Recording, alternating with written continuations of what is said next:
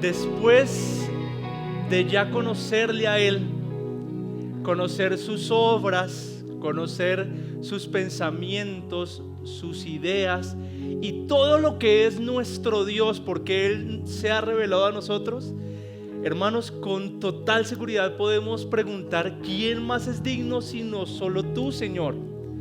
¿Quién más que otro ser humano puede hacer tus obras, tener tus ideas, hacer lo que haces?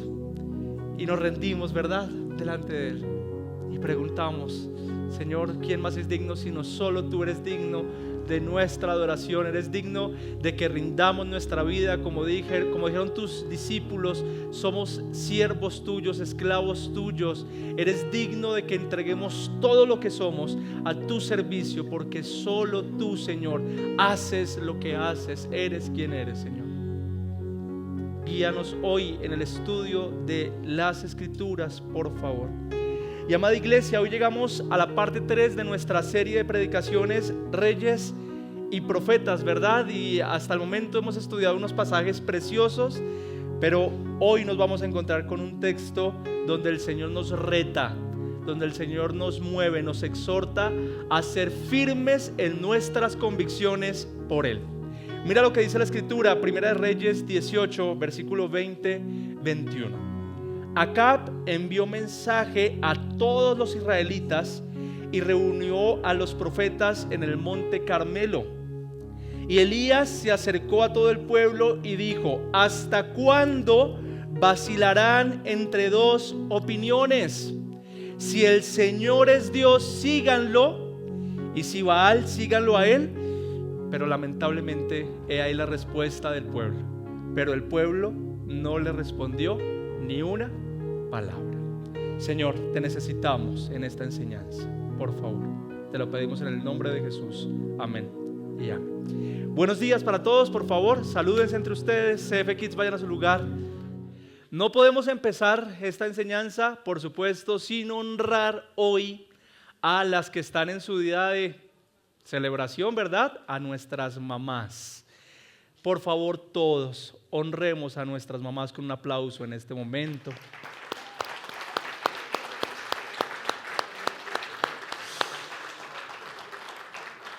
Mamás, dice un salmo que el Señor guarda cada lágrima en un frasco porque Él ha visto el dolor. Y estoy convencido, mamás, que todas esas lágrimas que han derramado a lo largo de su rol como mamá, el Señor las ha visto, el Señor las ha escuchado, el Señor las ama profundamente, y todos nosotros, los que hemos tenido la bendición de estar cerca de ustedes, las honramos y las amamos mucho por todo lo que hacen. Gracias por eso. Espero que esta enseñanza de hoy sea de edificación para la vida de ustedes, mamás, y para todos. Y por supuesto hay un regalo al final para todas las que son mamás, ¿está bien? Las que son mamás de niños, eso de mamá perruno no lo tenemos aquí en cuenta, ¿está bien? Lo sentimos mucho, el que quiera un regalo por eso. Muy bien, hace 8 días estudiamos el capítulo 17 de Primera de Reyes y conocimos por primera vez en este estudio al profeta Elías, ¿verdad? Elías fue llamado por Dios a traer un mensaje de juicio al rey de Israel, que era Acab, ¿verdad?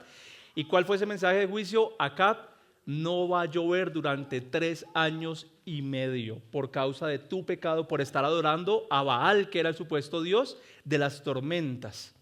Pues bien, luego veíamos que ¿dónde vivía Elías? En Israel. Por lo tanto, a él también le correspondía la sequía, 3 años y medio de sequía, y pues Elías estaba ahí metido. Pero de forma soberana y milagrosa el Señor proveyó para todas sus necesidades durante todo este periodo de tiempo, y decíamos que ese mismo Dios que cuidó de Elías es nuestro mismo Padre Celestial. Amén. Pues hoy vamos a estudiar el capítulo 18 y nos vamos a encontrar a nuestro mismo Señor, pero ahora haciendo un llamado a la iglesia, en este caso pues a nosotros. Y ese llamado es acerca de las convicciones. ¿Cómo estamos de convicciones? ¿A qué me refiero con esto de las convicciones? Queridos amigos, ¿cuánto tiempo llevan en el Evangelio? Algunos meses, otros años, otros décadas.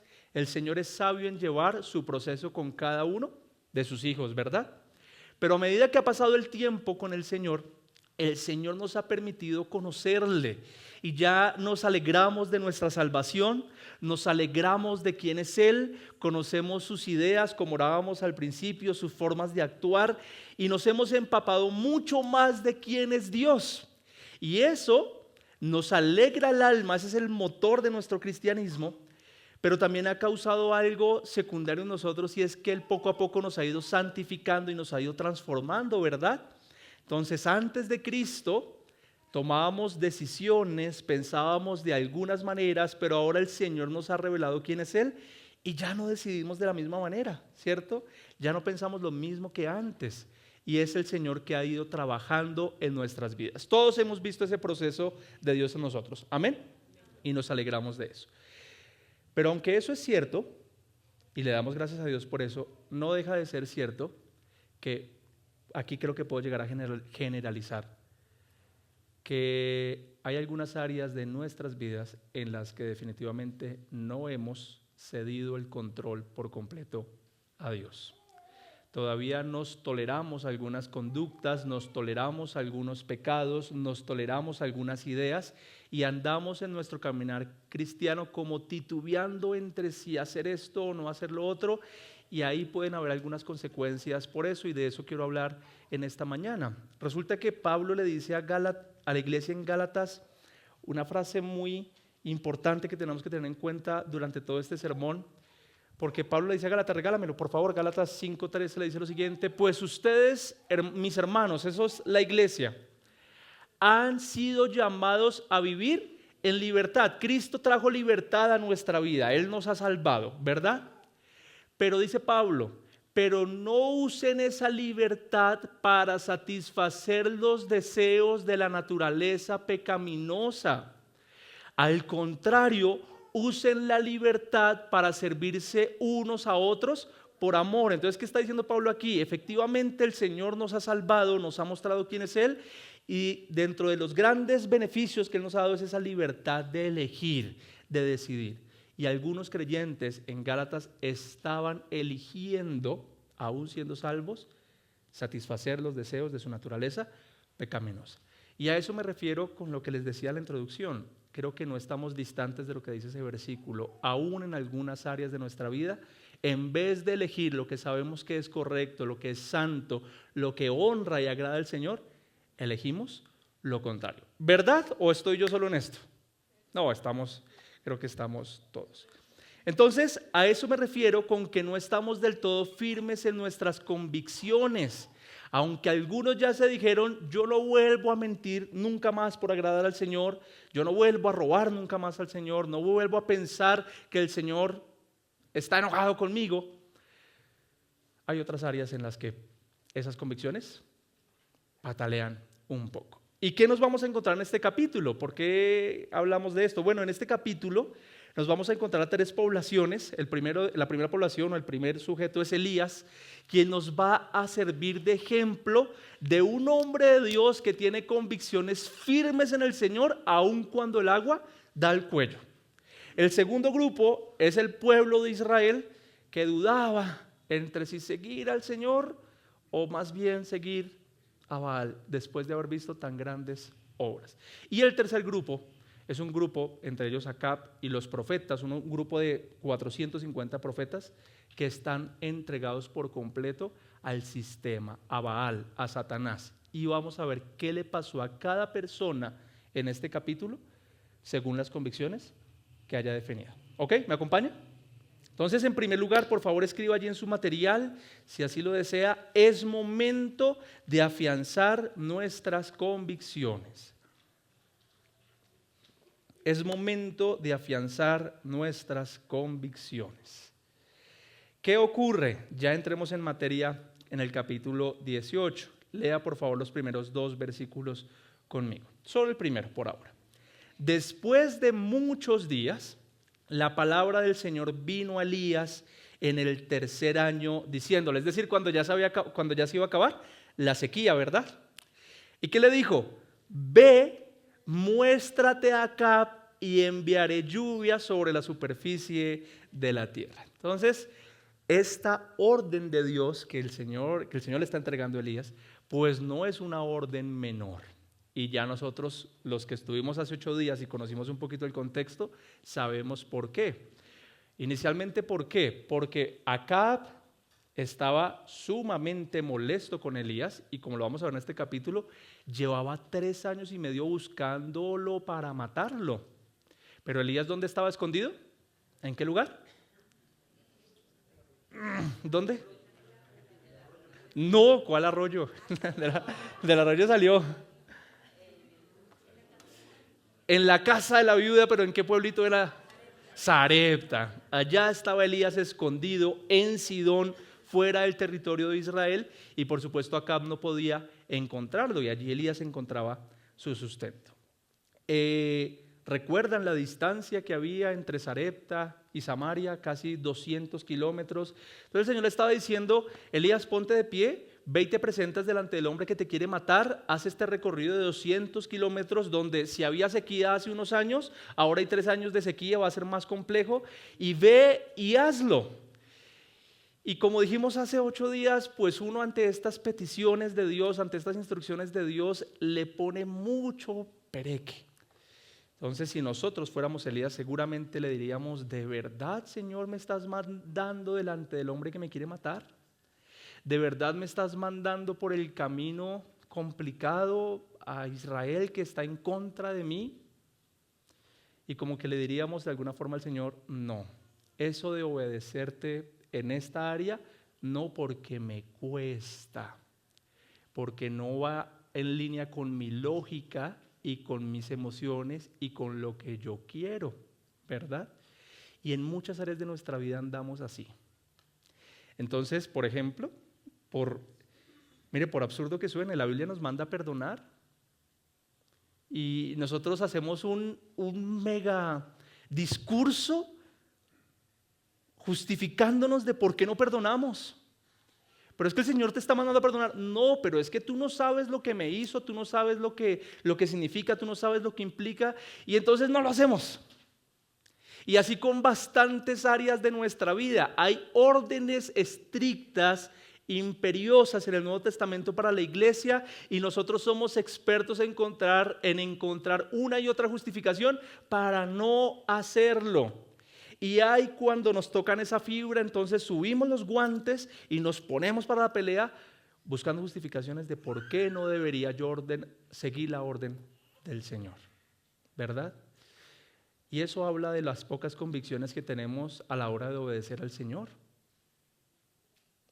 Eso habla de que no estamos realmente tan entregados a ser un siervo de Él en todas las áreas de nuestra vida, y nuestras convicciones a la hora de obedecerlo empiezan a titubear.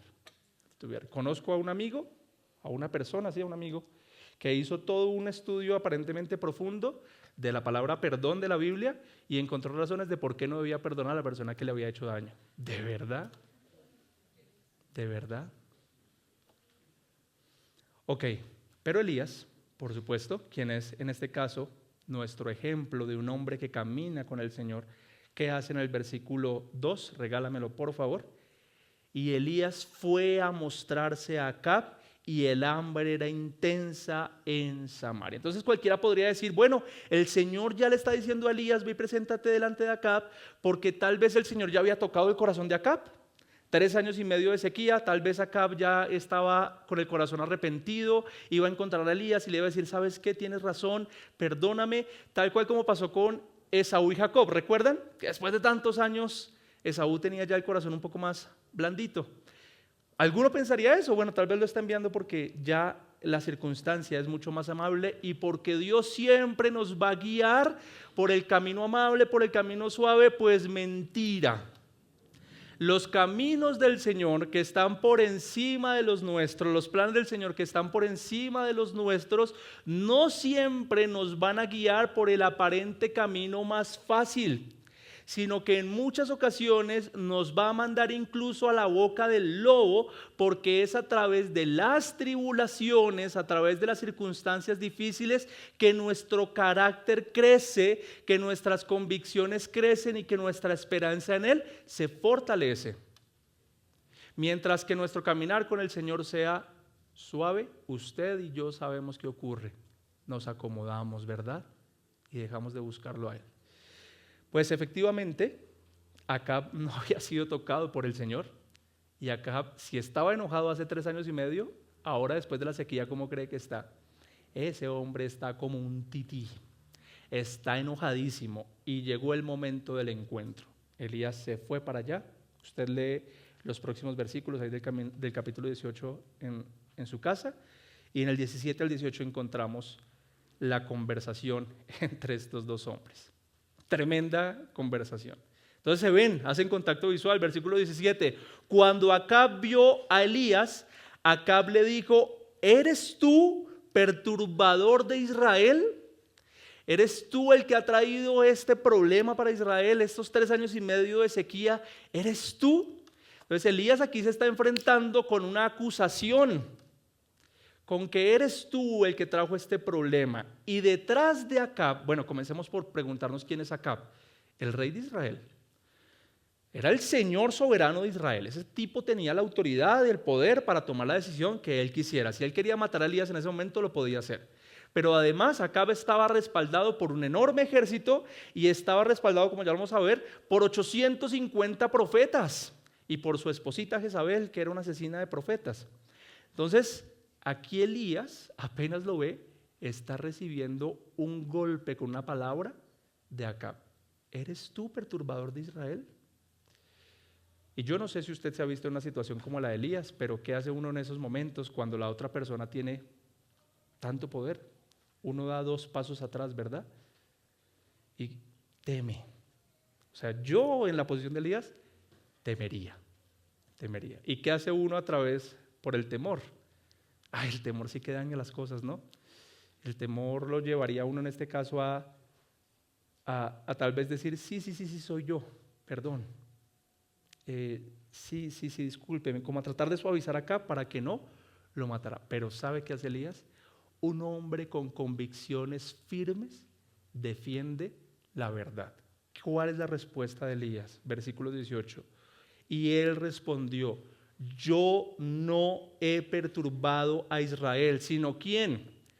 Tú y la casa de tu padre, porque ustedes han abandonado los mandamientos del Señor y han seguido a los baales que mantan, perdón la expresión, porque mantan parado.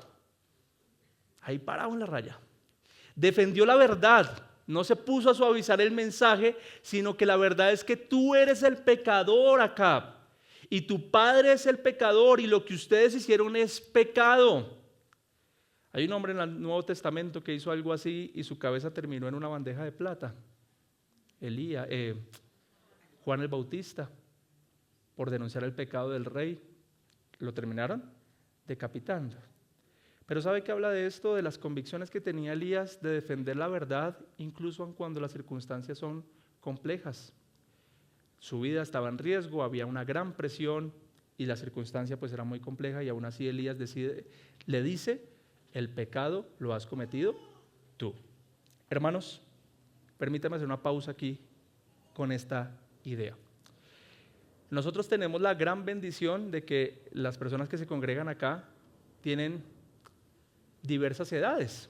Entonces, entre nosotros tenemos estudiantes de colegio, tenemos estudiantes de universidad. ¿Dónde están los universitarios? Por ahí había universitarios. Allá hay unos universitarios, eso. Otros trabajan y otros ya están jubilados y está bien.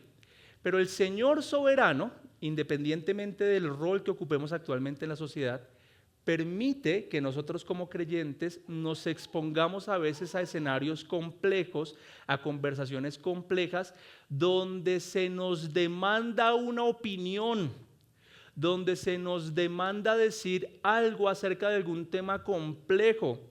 Y muchos, yo estuve ahí, por supuesto, no me lo tomen para juzgar, pero en el colegio, en la universidad, muchos optan por esconder la verdad, por disfrazar la verdad con el único ánimo de ganar la aceptación de aquellas personas que están allí, porque es una situación compleja y también pasa en el trabajo, ¿verdad? Es algo así como lo que le está pasando aquí a Elías. Elías está bajo una situación de presión, pero él decide defender la verdad. Entonces, ¿cuáles son los temas en los que normalmente solemos disuadir la verdad y no estamos tan firmes en nuestras convicciones. Oigan, en los colegios se hablan de drogas más de lo que nosotros nos podríamos llegar a imaginar.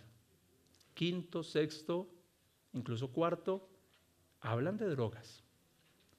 Hablan de sexo, más de lo que nosotros quisiéramos llegar a aceptar. La pornografía está metida desde tercero, cuarto de primaria en los colegios. Tal vez en el colegio no se hable mucho del aborto, aunque tal vez en algunos grados superiores sí. Pero en la universidad el tema del aborto es común y corriente, porque ya empieza ese libertinaje sexual de me acuesto con uno, me acuesto con otro, tuve un susto, me embaracé y hay que tomar pastillas del, ¿cómo se llama la pastilla? El post-day, ¿verdad? Y si me cogió la tarde, pues hay que vivir un aborto, ¿cierto?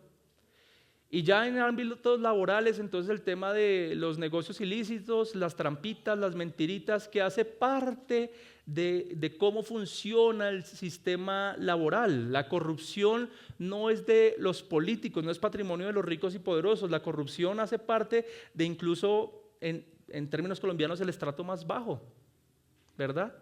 Y ahí, en esos momentos, en el colegio, en la universidad, en el trabajo, hay ocasiones donde se nos demanda a nosotros cuál es la opinión que tenemos como creyentes.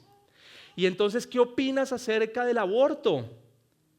Y como todo el mundo es a favor del aborto, algunos creyentes temen en defender la verdad. El aborto es en contra de las Escrituras.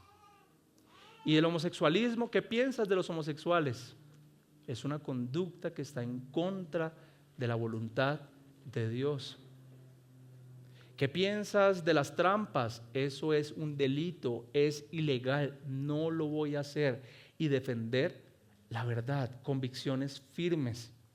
¿Sabes qué va a pasar cuando tú decidas tener convicciones firmes allá afuera en el mundo? Vas a empezar a vivir lo que Jesús dijo en los evangelios.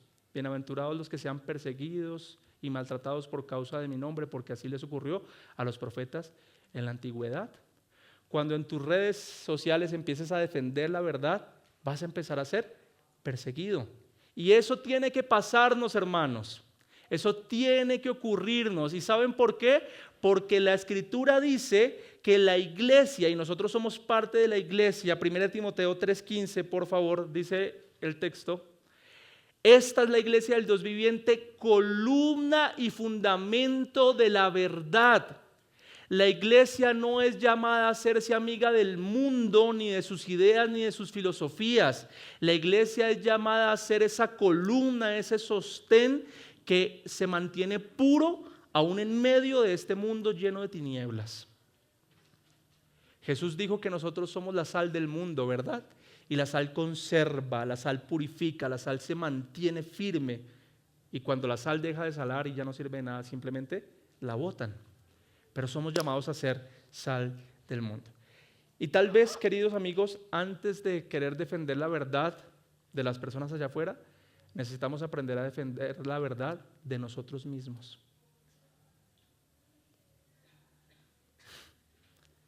Amigos, tenemos que llamar al pecado, pecado.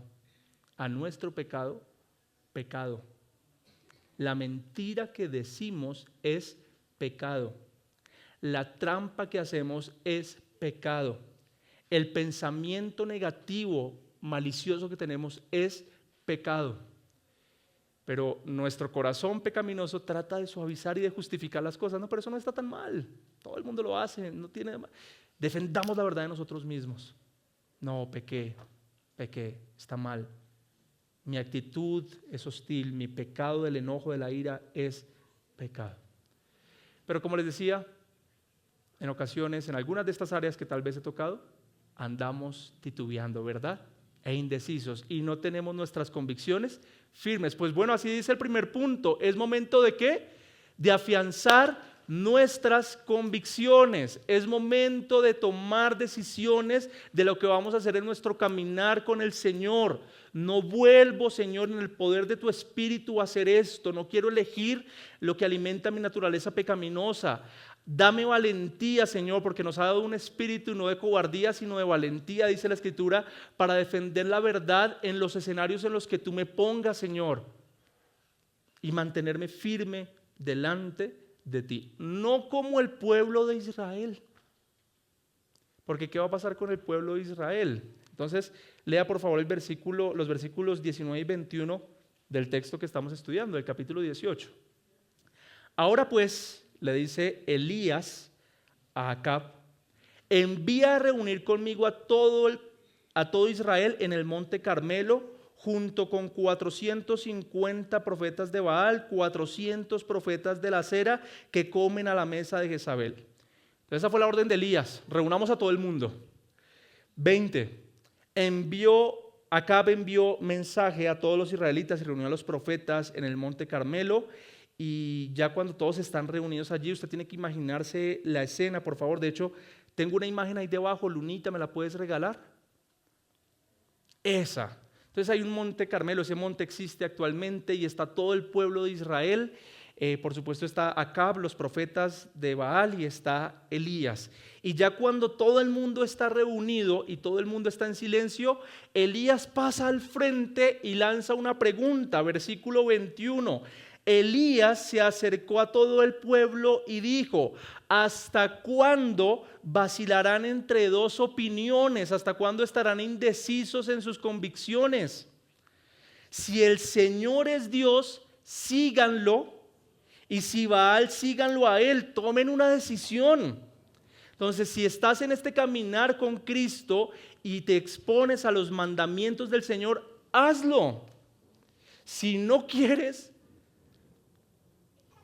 pues no te lo quisiera decir, pero anda por el otro camino. Pero no juegues a esa tibieza. En Apocalipsis dice que a los tibios el Señor los vomitará de su boca. Es una escena muy fuerte. Pero ¿cómo hago entonces, Señor? ¿Cómo hago, pastor, para tener esas convicciones firmes? Necesitas orar. Necesitas arrodillarte delante del Señor y pedirle ayuda con tus pecados, con tus ideas, con toda tu vida. El porcentaje de cristianos que ora es mínimo. Si cada uno de nosotros pasara acá al frente a contar cuánto tiempo pasa con el Señor y sacáramos el promedio, créanme que es muy poco. Y yo no sé, ustedes seguramente conocen el tema de la ley del balance, que cuando uno empieza a pasar tiempo con una persona, empieza a aceptar cosas de la otra persona y a sí mismo. Bueno, cuando pasamos tiempo con el Señor, se nos pegan, permítame el término, se nos pegan cosas de Él, ideas de Él, convicciones de Él, pero oramos poco y por eso no tenemos las convicciones firmes. ¿Hasta cuándo vas a estar en esa indecisión de si seguir al Señor o seguir a Baal, al mundo? ¿Y sabe cuál fue la respuesta del pueblo? Y espero que no sea la respuesta nuestra, pero el pueblo, regálame el versículo por favor, el versículo 21. Pero el pueblo no le respondió ni una palabra. Ni una palabra. ¿Sabe qué pasaba? No era que el pueblo de Israel quisiera desechar al Dios de Israel. El pueblo quería al Dios de Israel y también quería a Baal. No querían a uno de los dos, querían a los dos. Querían las bendiciones de los dos, querían los beneficios de los dos y estaban como con una mano en el cielo y con otra mano aquí en la tierra. Y Elías les está diciendo: no, señores, o es uno o es el otro. Jesús también dijo: no puedes servir a dos señores, o sirves al Señor o sirves a las riquezas. Punto. No podemos estar en ese vacile, en esa indecisión. ¿Ok? Ahora, ¿por qué tendemos en algunas ocasiones a elegir el sistema, a elegir este mundo, a elegir la vida pecaminosa? Porque esta vida pecaminosa, este mundo promete cosas y a veces decidimos confiar más en él que en Dios. Por eso mi segundo punto, es momento de dejar de creer en este sistema. Es momento de dejar de creer en este sistema. ¿A qué me refiero con sistema? Regálame la siguiente, por favor, y lea junto conmigo la definición de sistema. El sistema del mundo es la estructura de pensamientos, deseos, valores y prácticas inspiradas ¿por quién? Por Satanás, que buscan reemplazar a Dios y conducir al hombre a vivir independientemente de él. Entonces, mientras que el Señor Dios soberano le promete al mundo, a la humanidad, yo quiero ser tu cuidador, yo quiero ser tu seguridad, yo quiero ser tu proveedor, yo quiero ser tu Dios, y hace estas promesas, ¿sabe qué hace Satanás? Promete exactamente lo mismo. Yo puedo darte la seguridad que estás buscando, yo puedo darte el placer que estás buscando, yo puedo darte todo lo que tú quieras. Y eso fue exactamente lo que le ofreció a Jesús. Si postrado me adoras, te voy a dar todos los reinos de este mundo y vas a poder vivir como tú quieras. Y entonces el mundo, por supuesto, ante ambas invitaciones de Dios y de Satanás, ¿qué ha elegido? A Satanás. Y se ha entregado a confiar, a adorar, porque ese es el término, por completo, al príncipe de la potestad del aire, que es Satanás, al Dios de este siglo. Ese es el sistema, y eso representaba Baal para el pueblo de Israel. Baal les prometía lluvias, Baal les prometía cultivos, Baal les prometía seguridad y estabilidad, y el pueblo que hizo, me gusta. Y lo eligieron, Y pausa un momentico allí y metámonos en la escena de lo que sigue, porque Elías va a proponer un reto. ¿Y cuál es ese reto? Versículo 22, 24. Entonces Elías dijo al pueblo: solo yo he quedado como profeta del Señor, pero los profetas de Baal son 450 hombres. ¿Cuál es el reto? 23. Que nos den pues 2 novillos, 2 vacas, ¿verdad? Que escojan un novillo para ellos y lo despedacen y lo coloquen sobre la leña, pero que no le pongan fuego debajo.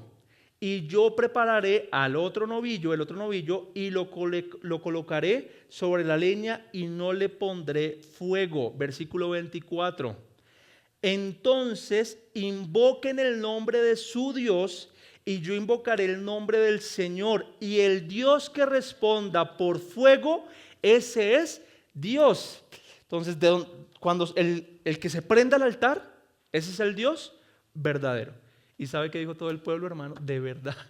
Y el pueblo dijo: me parece buena idea. Qué buena idea, excelente.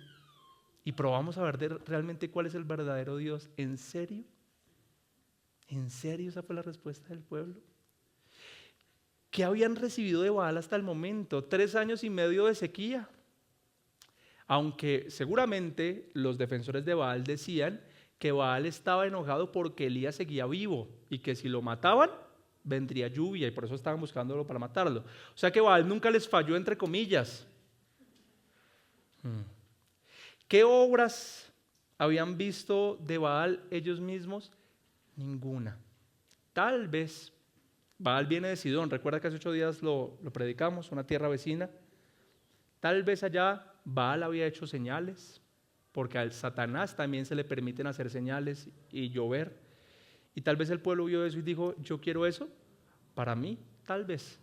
Pero en contraste de Baal, sí tenían la evidencia certera del Dios de Israel.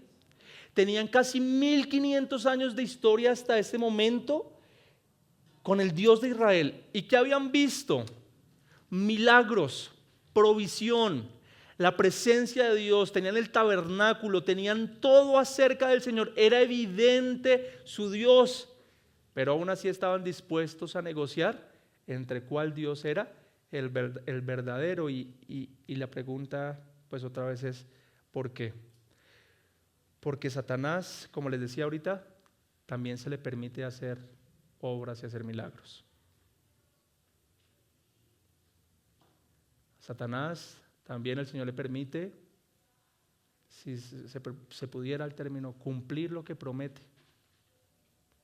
Cumplir lo que promete. Y Y efectivamente hay gente que le ocurre. Entonces nosotros vemos hoy, los que son jóvenes y ven influencers, sé algunos nombres, ¿cómo se llama este de Medellín, que es top 1 en Twitch? Westcol, ¿verdad? Seguramente los papás, los mayores no tienen ni idea de quién es este tipo, pero es un tipo entregado por completo al mal. ¿Al mal a qué me refiero? Inmoralidad sexual, presuntamente, esto no lo estoy afirmando, después me gano una demanda yo por esto, pero presuntamente a negocios ilícitos. Y tiene mucha plata y su vida es prender una cámara y hablar y jugar cosas y le va bien siguiendo este sistema, ¿verdad? Y entonces están los jóvenes viendo a este y a otros influencers y ¿qué es lo que pasa por sus cabezas? Yo quiero eso. Y sueñan con ser esos influencers, ¿verdad?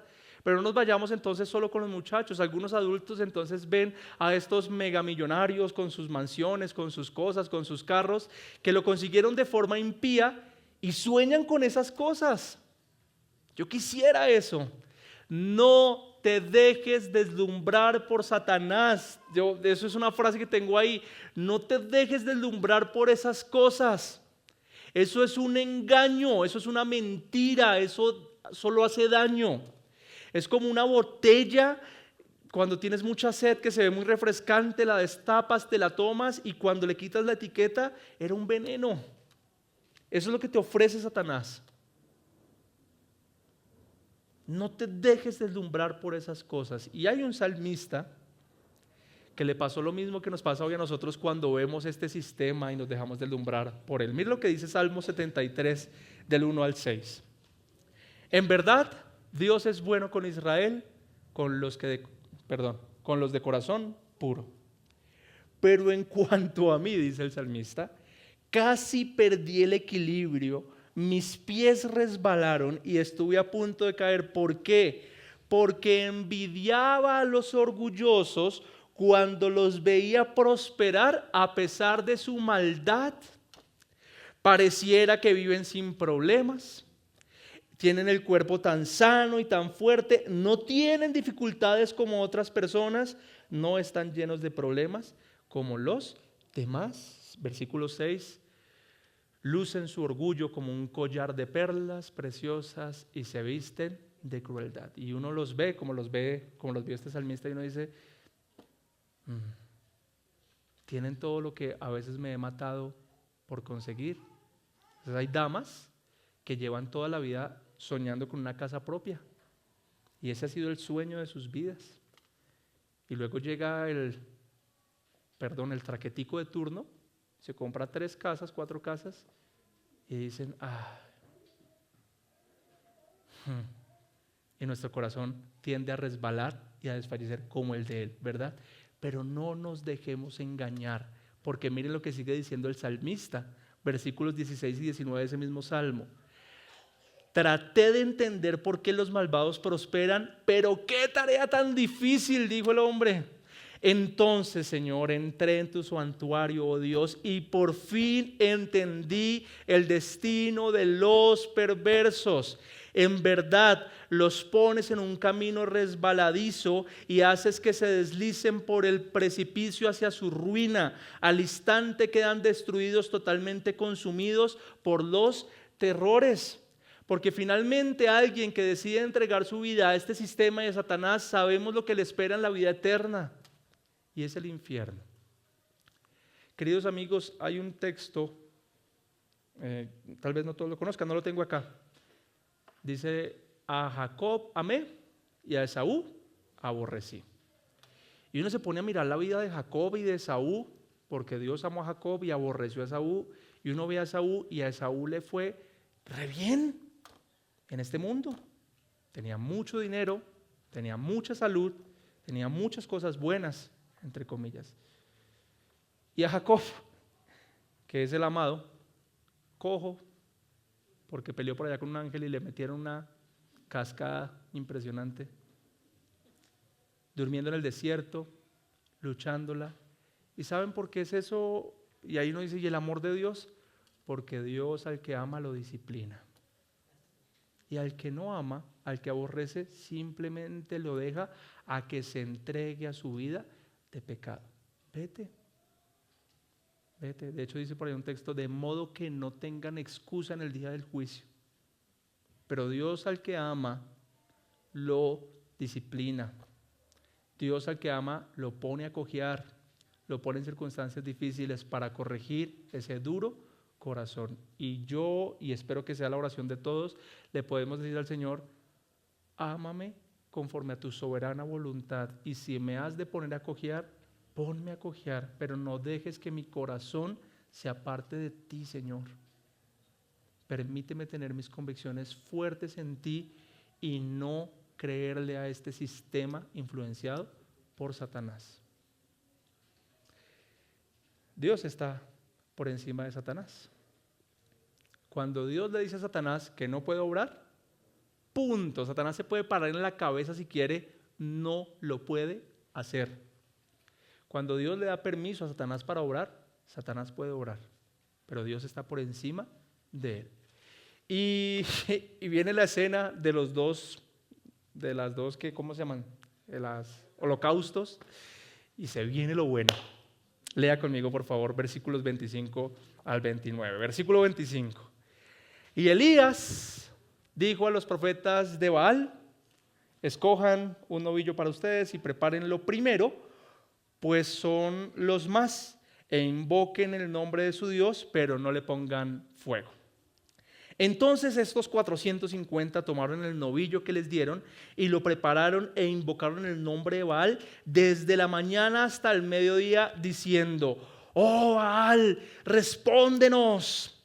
Pero ¿qué pasó? Pero no hubo voz, ni nadie respondió, y danzaban alrededor del altar que habían hecho. Usted se puede imaginar la escena, ¿verdad? A todos estos 850 hombres ahí brincando alrededor de esa vaquita y gritándole a Baal, respóndenos, respóndenos. Pero Dios ya había dicho que no. Si Dios hubiese dicho que sí, seguramente ocurría algo. Pero Dios dijo que no. Y como al mediodía, después de estar casi 6 horas ahí dándole, Elías se burlaba de ellos y decía, clamen en voz alta, pues es un Dios. Tal vez estará meditando, o se habrá desviado, o estará de viaje, o quizás esté dormido y habrá que despertarlo. Grítenle más duro. Grítenle. 28. Y gritaban a grandes voces y se sajaban. Otras versiones dicen se cortaban, según su costumbre, con espadas y lanzas hasta que la sangre chorreaba sobre ellos. Qué escena más terrible. Estaban estos hombres allí cortándose y llenos de sangre. 29, pasado el mediodía, se pusieron a gritar frenéticamente hasta la hora de ofrecerse el sacrificio de la tarde, pero no hubo voz, ni nadie respondió, ni nadie hizo caso. Entonces usted se imagina todo el pueblo de Israel viendo a estos 850 hombres cortándose allí y que no les respondían. Uno diría hasta pobrecitos, ¿verdad? Que alguien les ayude, que alguien haga algo. Eso es lo que siente un creyente hacia un impío. Pobrecito. No tiene al Señor y está corriendo tras vanidades, pobrecito. Queridos amigos, ¿cómo terminaron aquellos que confiaron en este sistema? ¿Qué pasó con aquellos que confiaron en Baal? Bueno, ¿sabe qué les pasó? Terminaron decepcionados, avergonzados, agotados física y emocionalmente, heridos y vacíos. Y somos testigos de muchos que andando entregados a este mundo terminan de esta manera. Terminan de esa manera. Por lo tanto, te lo pido hoy en calidad de pastor, deja de creerle a este sistema. Deja de creer que este mundo, que este sistema te va a dar tu paz, tu seguridad, tu tranquilidad. Tu paz, tu seguridad, tu tranquilidad te lo da el Señor. Y de Él dependemos, a Él lo buscamos, Él es nuestro Padre. Como predicamos hace 8 días, Señor, si se secan los arroyos, sigo confiando en ti porque no creo en este sistema. Y en contraste a eso, por supuesto, es momento, tercer punto, es momento de empezar a creerle a Dios. Es momento de empezar a creerle a Dios. No de empezar a creer en Dios porque tú ya crees en Dios, ¿verdad? Creo que sí. Es de creerle a Dios y a sus promesas y a sus palabras, ¿ok? Y entonces, ¿qué ocurrió? Versículos 36 y 37. A la hora de ofrecerse el sacrificio de la tarde, el profeta Elías se acercó y dijo, qué lindo, oh Señor, Dios de Abraham, de Isaac y de Israel, que se sepa hoy que tú eres Dios en Israel, que yo soy tu siervo y que he hecho todas estas cosas por palabra tuya. Respóndeme, oh Señor, respóndeme, para que este pueblo sepa que tú, oh Señor, eres Dios y que has hecho volver sus corazones. Es decir, la respuesta a lo que está pidiendo Elías aquí es para que el pueblo crea, porque no querían creer. ¿Qué tiene que pasar para que creas? Para que le creas a Dios. Y sabemos para dónde va esto, el gran milagro, ¿verdad? Y muchos sermones giran en torno a este gran milagro que Dios hace caer fuego del cielo. Ese milagro fue para vergüenza del pueblo. Tuvieron que esperar un gran acontecimiento para realmente creer. Tienes que esperar a que ocurra algo, a que se te aparezca Dios mismo para que le creas. Jesús recién resucitado se le apareció a los discípulos con sus agujeros. Y Tomás le dijo, yo quiero meter mi dedo para ver si es verdad en los agujeros. ¿De verdad?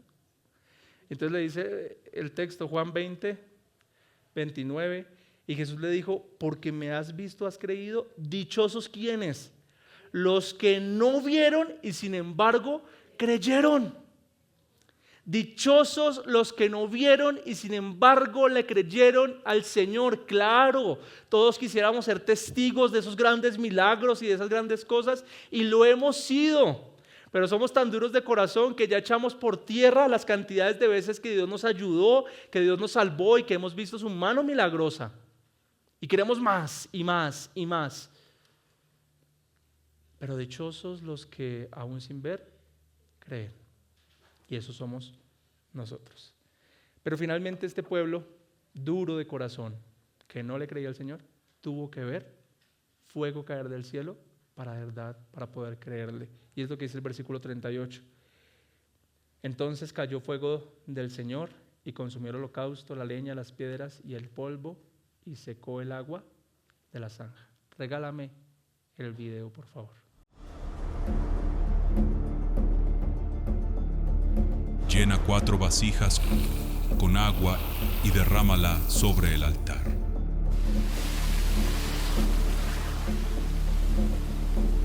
Otra vez. Una tercera vez.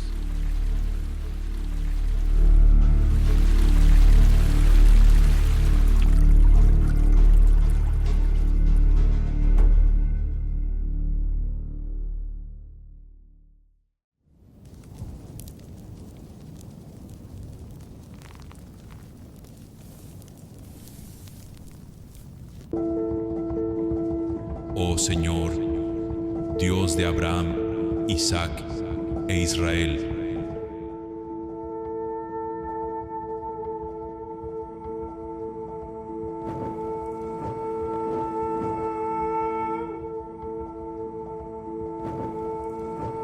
que se sepa hoy que tú eres Dios en Israel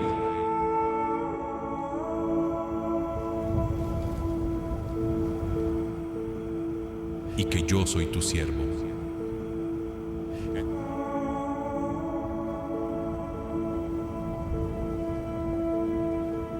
Respóndeme, oh Señor, para que este pueblo sepa que tú, oh Señor, eres Dios y que tú has hecho volver sus corazones.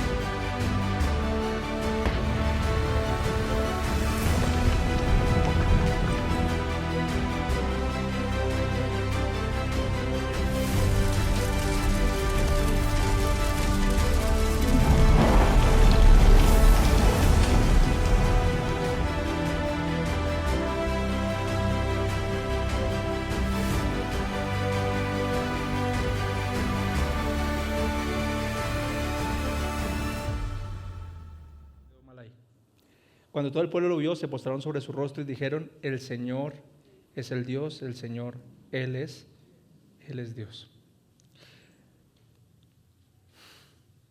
Y ahí creyeron. Hermanos, ¿dónde cayó el fuego? Sobre el becerro, ¿verdad? ¿Por qué no cayó sobre el pueblo?